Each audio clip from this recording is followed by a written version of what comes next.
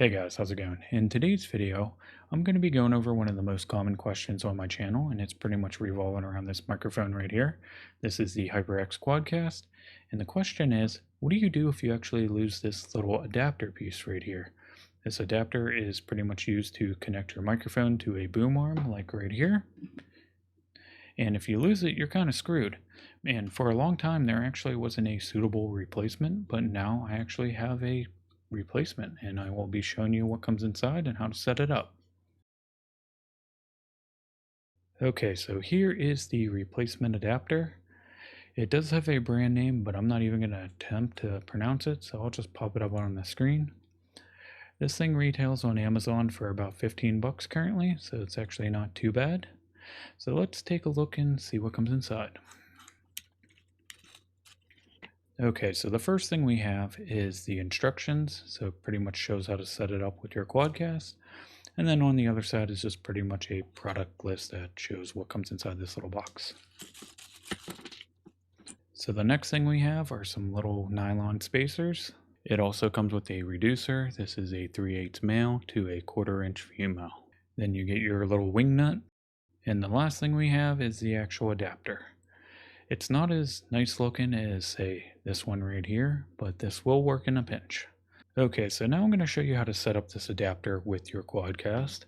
So you're really only going to need 2 of these little nylon spacers. And then you want to take your Quadcast and actually have the shock mount face up.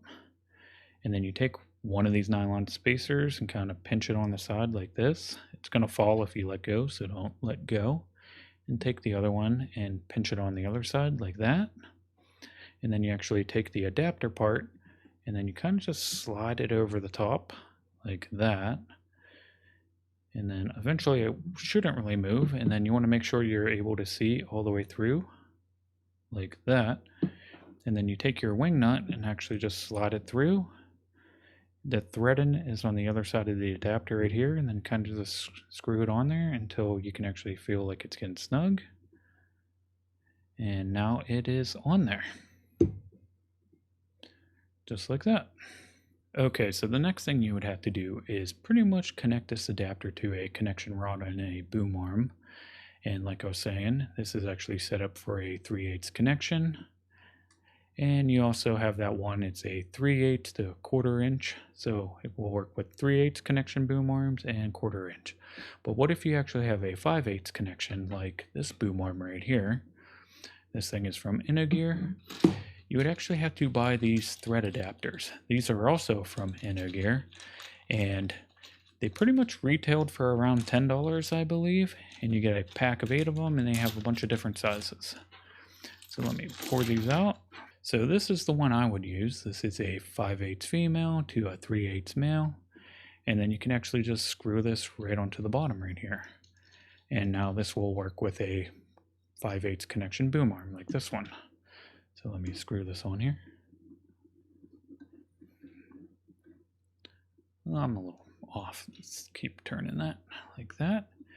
And there it is. It is connected. So the only thing you would have to do then is plug in your microphone, which mine is backwards because it's usually not on this side of the desk.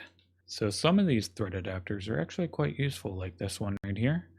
This is a 5/8 female to a 1/4 inch male. And you can actually mount this one to your boom arm, and then say if you wanted to put a key light, a ring light, or even a camera, webcam, or even like a phone holder, you could actually mount those onto a boom arm then. So these are actually quite convenient. So the last thing I'm going to touch base on is, say if you have a white Quadcast and you have all these black thread adapters and stuff like that, and you wanted white ones. I actually did not see any online, so I guess you could just take a can of spray paint and just spray paint it, and then it would be white. So other than that, that's pretty much it. So that's going to be it for today's video, and I hope you enjoyed, and hopefully you found it useful. And if you did, please drop a like, subscribe, so maybe one day I can actually quit my day job and do YouTube full-time from home. Maybe. And other than that, I will keep all the products that were used in today's video down in the description in case you need them. And that's it. So I will see you guys in the next one.